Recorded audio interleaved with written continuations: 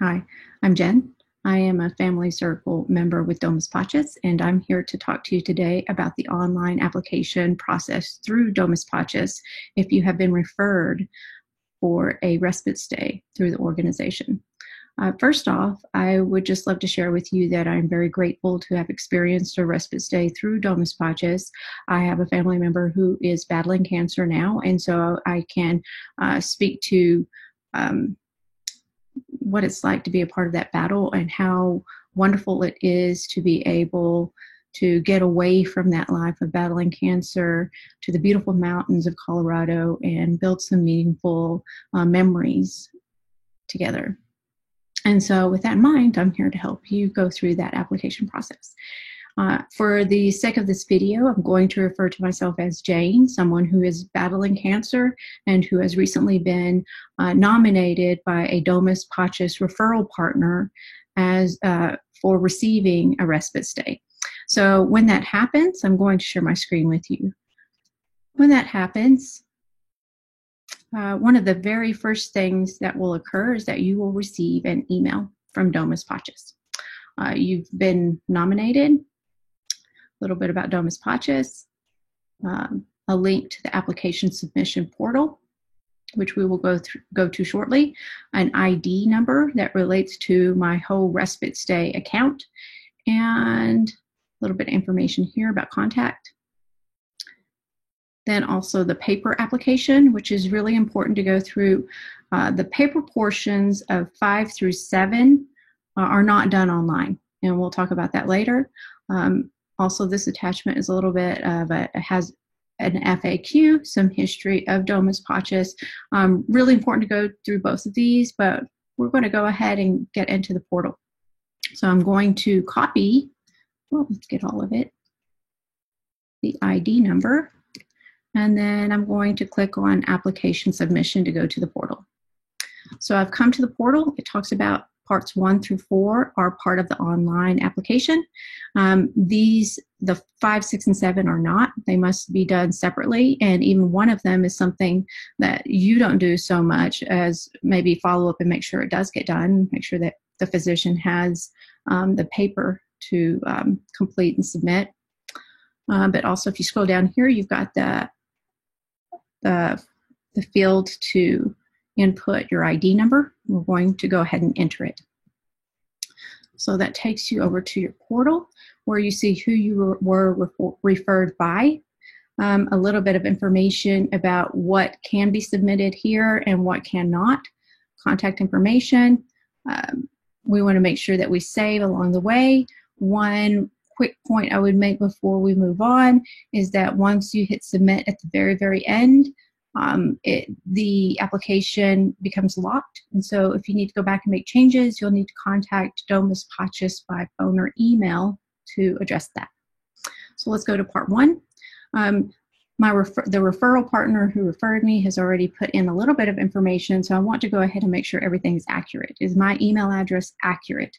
I am the nominee, Jane Smith. A communication designate is you may have a maximum of up to 3, but a minimum of 1. It's one person who is designated who can communicate about your application, can also complete your application. There's also an opportunity for you to have help from a family support member if you need any assistance in going through the application process. So for the sake of this video, we'll say Joe is my husband.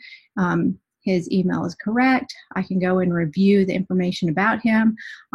Earlier, there was a little I here, and I needed to include his birth date. And so now that I've done that, I've got the green check mark. And then one other item that we need to make sure that we do here is include an emergency contact. And so let's go ahead and add that person. We're going to include emergency contact. We're going to say Polly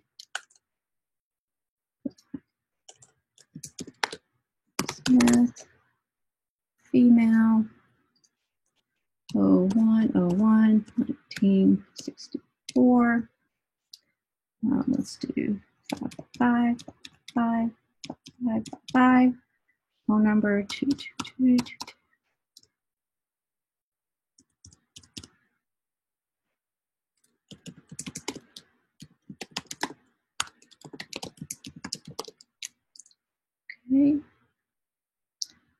that this is my sister. And we want probably a P.O. box. And we're just going to say Grand Junction, Colorado. Okay, change the zip. Make sure everything's correct. It's very important that information is correct. Gmail addresses, phone numbers, because once you hit submit, sometimes those people are sent a release. In this case, it's the emergency contact. I don't think that they will receive a release because they're not actually going to be going on this day. But in the next part, we will be completing that. So the emergency contact is a great person for Domus Pachys to be able to contact with or have ability to connect with if your family doesn't show up for some reason. That's happened. Or let's say just some kind of unforeseen emergency happened and the ball got dropped somewhere and Domus Pachys is waiting on the first day to do that informational meeting before you start your week. Also, if there's some kind of unforeseen emergency with weather or whatnot, and Domus Pachys would then have the opportunity to connect with another family member to let them know what's going on. So once you've entered information, the system will let you know if you've missed something. You can hit on or hover over the little eyes to receive information about what some of those items are about, why they want that information. So if you're limited in your time in completing the application, you would come back later and look at how to, provide more information. Some of these little hovers, the little information bubbles are really helpful. So we want to go ahead and hit add. That person is now added. Make sure it's correct. They're not participating because they're an emergency contact. Okay. So we want to go on, we want to save that. It's a saved draft. So let's go to part 2. So part 2, we want to include every person who would be coming on the respite stay with you, whether that's children, whether that is friends, whoever they are, they need to be included here. One wonderful thing about this is that once you hit save and you've added those people, the system will then automate an email to those people with releases that must be signed. No information about you is included except that you've been nominated to come to a stay. This person has asked, this person is including you as one of the participants, and for you to participate, you need a release signed. And so let's go ahead and add someone. This person's going to be a participant, so I'm going to just fill in the name, email, birth date. Oh, let's say 1999. Let's say 111-222. We want to make sure we have the correct email address. We want to take a look at that. The relationship, we'll say that's a daughter.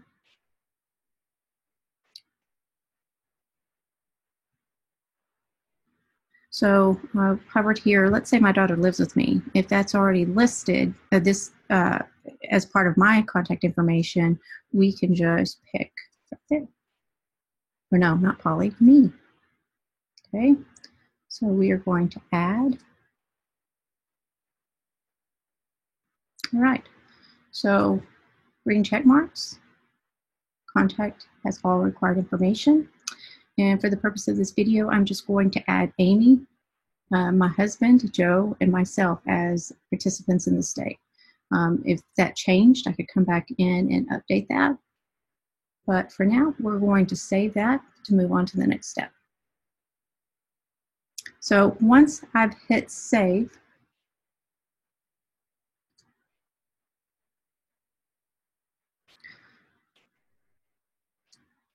we can move on to part 3. Another important thing about this portal too is that you can do some of the work in them out of order of the different, the different portions of the application. But let's go ahead and move on to 3. So we want to give an idea about when those possible dates would work best for a respite. So let's just say let's say what's on there, November 4th through 10th, 2018, 18, second, oops, October 9th, 2018. And then they even say, if there's a special date in your family, might as well include it. Maybe there won't be an offering at that date, but if there's a special date in your family, that would make it that much more meaningful to include it. So I'm going to do March 22nd through 27th, 2019.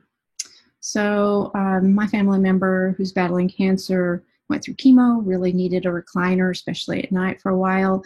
So what are the accessibility needs for the nominee? And what, for the respite that's in mind, what would be the best accommodations to have? How many bedrooms do you need realistically? I've got a daughter and my husband, so we need 2 bedrooms. If my husband's going to be working, maybe it'd be great to have 3, and they'll do their best to accommodate you. Desired amenities, let's say that the hot tub would help. Do I need a wheelchair accessibility? Are there any pet or food allergies? Is there a food preference? So one quick thing about that, these are homes that are being donated by owners who won't be there. A lot of these are vacation homes, so it's good for Domus Pachys to know things about pet allergies so that they can make a proper placement. And then also, there are a lot of volunteers who are connected to the organization who prepare meals that are wonderful and delicious, and they're frozen and they're ready with directions, very simple. And so this kind of information about food allergies or food preference is it's important for that reason. So I'm going to go ahead and hit save. Just going to say Amy is allergic to dogs. No food allergies. For people fighting cancer, low sugar desserts, please.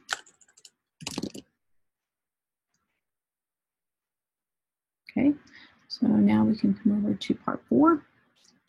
Part 4, this is a decision that the nominee makes, and once the nominee makes this decision, it applies to everybody who is a part of the stay. And so if your designation, a communication designate, this really needs to be an agreement between the nominee and their preference. And so if you're a communication designate, you'll want to make sure what does the nominee prefer. So do I approve as Jane that any part of my stay, which may be photographed, when we went, we were given a photo shoot, volunteer a charity photo shoot where we were able to take pictures as a family. It's wonderful. So I'm going to go ahead and save there. Saved draft. I'm going to move this little camera here so we can see the far corner here. All right, so review and submit. So we have an opportunity to look at what we have. Once you hit submit, the application will be locked, and you're able to come here and call or email to address that. So we want to go through and review the information and make sure everything's correct, especially contact information for other participants. They will receive an email with their own release to address. And so it's really important all the information is correct. So before we hit submit, we want to go ahead and look at what's next. And you can come in here and you would be able to see later, once we hit submit, what is still waiting to be taken care of. So part 5 is a personal letter. It's a one-page paper where you're, or one-page letter where you're communicating to Domus Pachys what would be the ideal week that you imagine having through this respite stay. And it gives the people connected to Domus Pachys an opportunity of how they might best plan for food or the actual premise that you would be staying in. Those are just 2 examples. Part 6 is a physician certification. The caring physician needs to be signing off. That's that 1 page that's within that 10-page application that needs to be signed and completed and returned to Domus Pachys. That's something that you can follow up on, make sure it gets addressed. Usually they're pretty quick about that. Part 7 are liability releases. And that goes back to this email address where in this application, we'll just go ahead and look at it real quick together.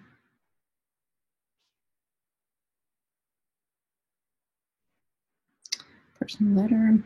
Okay, here's that 1 page that the physician needs to sign, complete, and return to Domus Pachys. Part 7.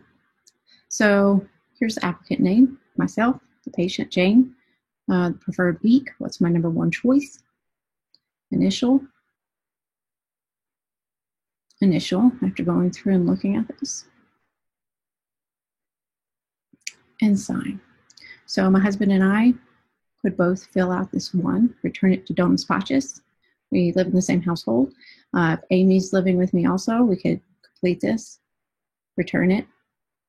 For participants who do not live with you, they will be emailed once you've hit submit on part 4 and completed up to part 4. They will receive one via email to sign and return to Domus Pachys. And so once, let's go back to the portal, we have gone through and reviewed our information, we can click submit. And again, I want to thank you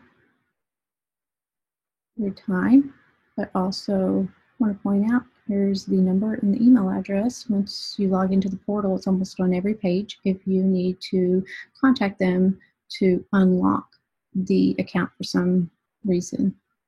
But I want to thank you for your time and hope this helped.